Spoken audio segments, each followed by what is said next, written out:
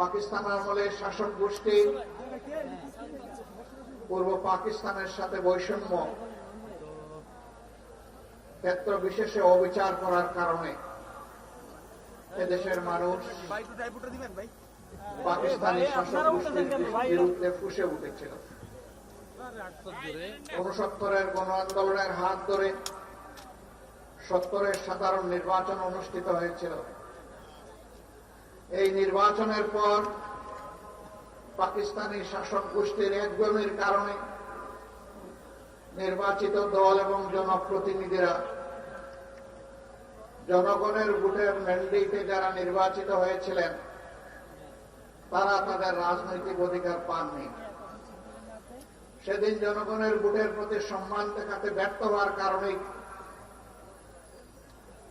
একটি যুদ্ধ অনিবার্য হয়ে উঠেছিল। এদেশের ছাত্র শ্রমিক কৃষক জনতা এক কাতারে সামিল হয়ে হানাদার বাহিনীর বিরুদ্ধে যুদ্ধে ঝাঁপিয়ে পড়েছিল।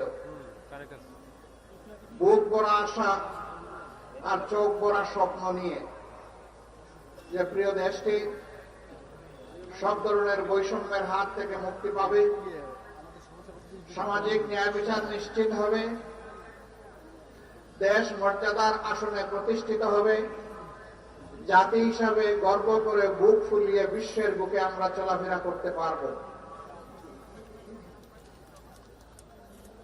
যারা সেদিন নির্বাচিত হয়েছিলেন তারা এমনটাই জাতিকে আশ্বস্ত করেছিলেন। কিন্তু স্বাধীনতা পরবর্তী বাংলাদেশ, যেই দেশটি বিপুল সংখ্যক মূল্যবান জীবন সম্পদ আর ইজ্জতের ত্যাগ কুরবানির বিনিময়ে অর্জিত হয়েছিল, শাসক গোষ্ঠী জনগণের সাথে কথা রাখেনি।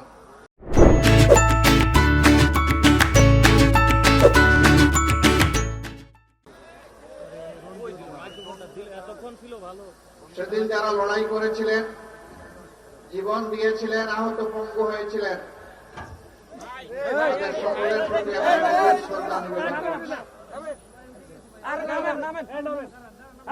তারা জাতিকে ভুলে গিয়ে একটি পরিবার, গোষ্ঠী এবং সর্বোচ্চ একটা দলকেই তারা বাংলাদেশের মালিক এবং জমিদারে পরিণত করেছিলেন। বাকি সমস্ত মানুষকে তারা দাসত্বের শৃঙ্খলে আবদ্ধ করেছিলেন, বহুদলীয় গণতন্ত্র খতম করে দিয়েছিলেন, মিডিয়ার স্বাধীনতা কেড়ে নিয়েছিলেন, মানুষের বাঁচার অধিকার তারা কেড়ে নিয়েছিলেন, ভোটের অধিকারও তারা কেড়ে নিয়েছিলেন। এক কথায় নগর জীবনে, জনজীবনে মানুষ হিসেবে মানুষের যে সমস্ত মৌলিক মানবিক অধিকার আছে সবগুলা সেদিন দলিত মতিত হয়েছিল।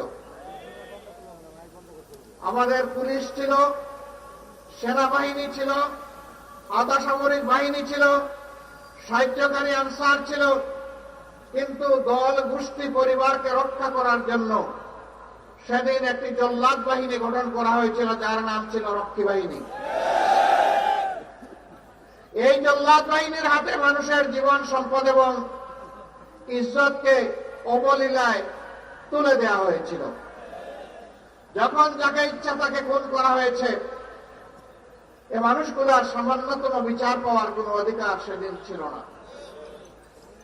মা বোনদের ইজ্জত লুণ্ঠন করা হয়েছে। সম্ভ্রমশীল পরিবারের লোকেরা তাদের মেয়েদেরকে শিক্ষা প্রতিষ্ঠানে পাঠানো বন্ধ করে দিয়েছিল। ঘর থেকে মা বোনরা বের হতে চাইতেন না, এরকম একটা বিভীষিকাময় অবস্থা তৈরি করা হয়েছিল। মন্ত্রী, প্রধানমন্ত্রীর ছেলেরা ব্যাংক ডাকাতিতে লিপ্ত হয়েছিল। বাংলাদেশের জনগণের জন্য বিশ্ব থেকে এই বিধ্বস্ত অবস্থায়, যুদ্ধ বিধ্বস্ত একটি দেশের জন্য যে সমস্ত রিলিফ সামগ্রী এসেছিল তা বাংলাদেশে আসার আগেই বিদেশের মাটিতে বিক্রি হয়ে গিয়েছিল। ৭৪-এর দুর্ভিক্ষে লাখো লাখো মানুষ সারা বাংলায় হাটে মাঠে পথে ঘাটে তাদের লাশ পড়ে থেকেছে। এই লাশ দাফন করার মতো কোনো ব্যবস্থা সেদিন ভালোভাবে ছিল না। সেদিন আঞ্জুমানে মফিদুল ইসলাম ঢাকার লাশগুলার দাফনের ব্যবস্থা করেছিল, কিন্তু সারা বাংলার চিত্র ছিল সম্পূর্ণ ভিন্ন।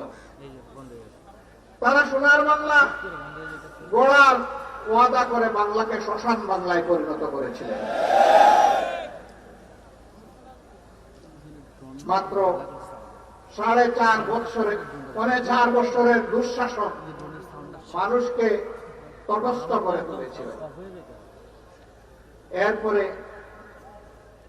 তাদের কার্যক্রমের পরিণতি হিসাবে দুনিয়া থেকে তারা বিদায় নিয়েছিলেন। কে সেদিন তাদেরকে হত্যা করেছিল? যারা 71-এর রণাঙ্গনে বুক চিতে দেশের স্বাধীনতার জন্য যুদ্ধ করেছিল, সেই সৈনিকরা কেন তারা সেদিন খেপে গিয়েছিল? এর উত্তর আওয়ামী লীগকেই খুঁজতে হবে, জাতিকে নয়।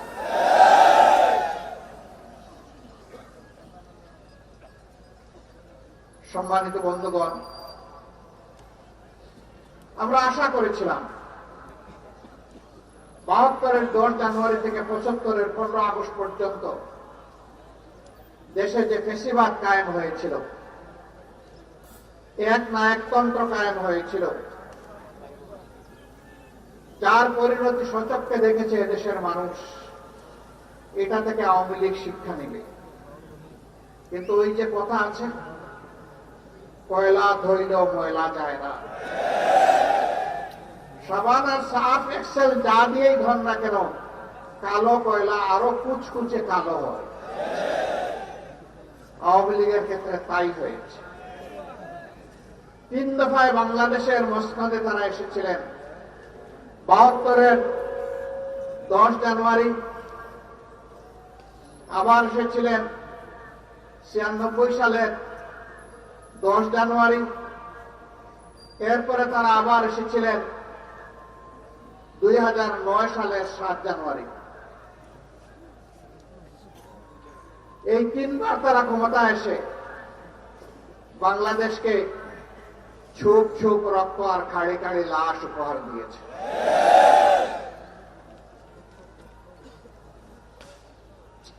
ছিয়ানব্বই সালে ক্ষমতা আসার আগে হাত জোড় করে তারা জনগণের কাছে ক্ষমা চেয়েছিল।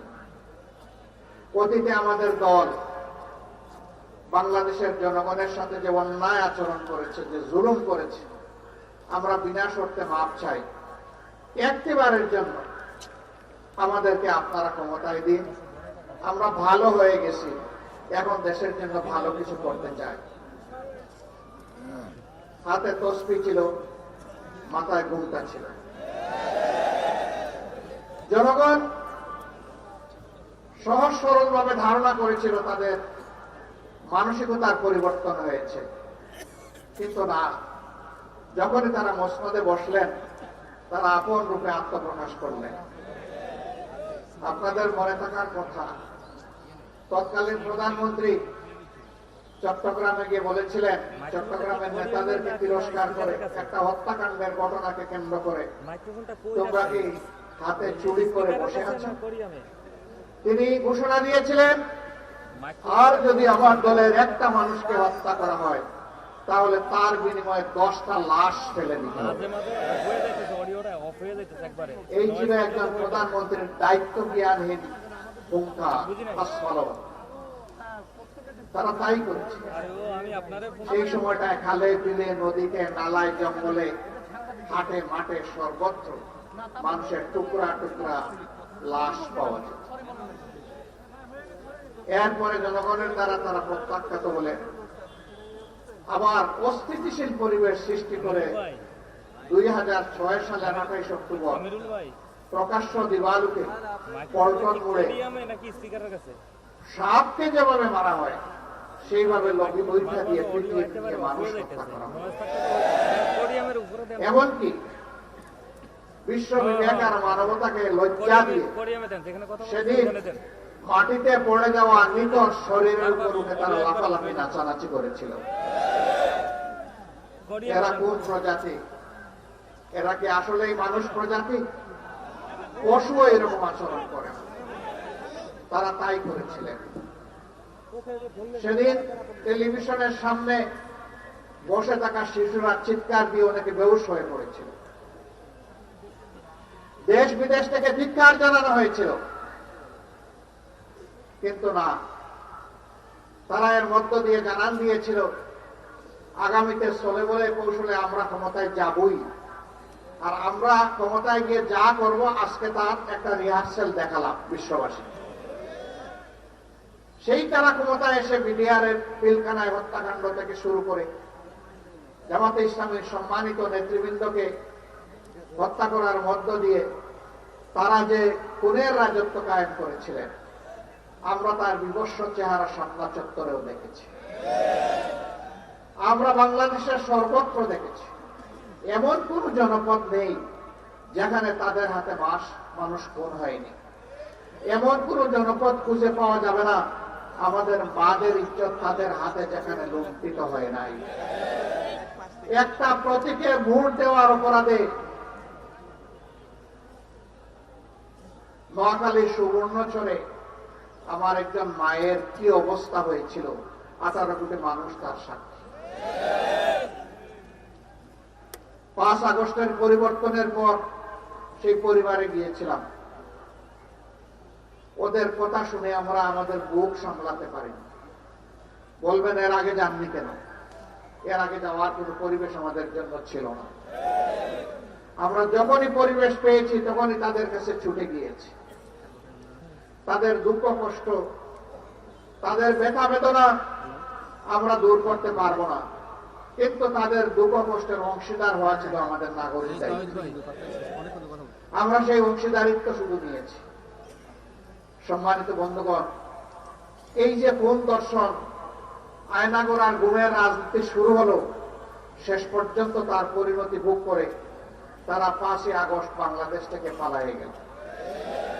এক চোর মরার আগে বলল, দেখো আমি ঘরে ঘরে চুরি করে তোমাদের বড় ক্ষতি করেছি, কষ্ট দিয়েছি, আমাকে তো সেইভাবে দেশের প্রশাসন শাস্তি দেয় নাই, কিন্তু আমি শাস্তি পেয়ে দুনিয়া থেকে বিদায় নিতে চাই, অথবা বিদায় নেওয়ার পরে শাস্তি নিয়ে আমি হাসরের ময়দানে হাজির হতে চাই। সেদিন যেন আমার শাস্তিটা কিছু লাঘব হয়। আমি যখন মরে যাব আমার লাশটা তখন তোমরা ওই বড় রাস্তার উপর বড় গাছের ডালে তোমরা ঝুলিয়ে রাখবা, আর যেই এদিকে যাবে সেজন্য আমার লাশের উপর একটা ঢিল ছুড়ে। লোকেরা ভাবলো তার অনুশোচনা এসেছে, তার ওসিয়ত রক্ষা করা দরকার, তার কথা অনুযায়ী তাকে ঝুলিয়ে দেওয়া হলো। বোকা লোকেরা বুঝে নাই, যেই যাচ্ছে ঢিল ছুড়ে, যেই যাচ্ছে ঢিল ছুড়ে। ইতিমধ্যে থানা পুলিশ এই ব্যাপারে অবহিত হয়েছে, তারা এসে দৌড়ায় হাজির। এই অবস্থা দেখে তারা শয়ে শয়ে পুলিশ গোটা গ্রাম এলাকা ঘেরাও করে পুরুষদেরকে গ্রেফতার করতে শুরু করলো। তখন জনগণ বুঝতে পারলো দুষ্ট চোর কি কারণে আমাদেরকে ওসিয়ত করেছিল। ও মরার আগে আমাদেরকে কষ্ট দিয়েছে, মরার পরে আমাদেরকে কষ্ট দিতে চেয়েছে। পেশিবাদীরা পালিয়ে গিয়ে দেশের মানুষকে কি শান্তি দিচ্ছে? সর্বশেষ ঘটনা, আমাদের কলিজার টুকরা আমাদের ভাই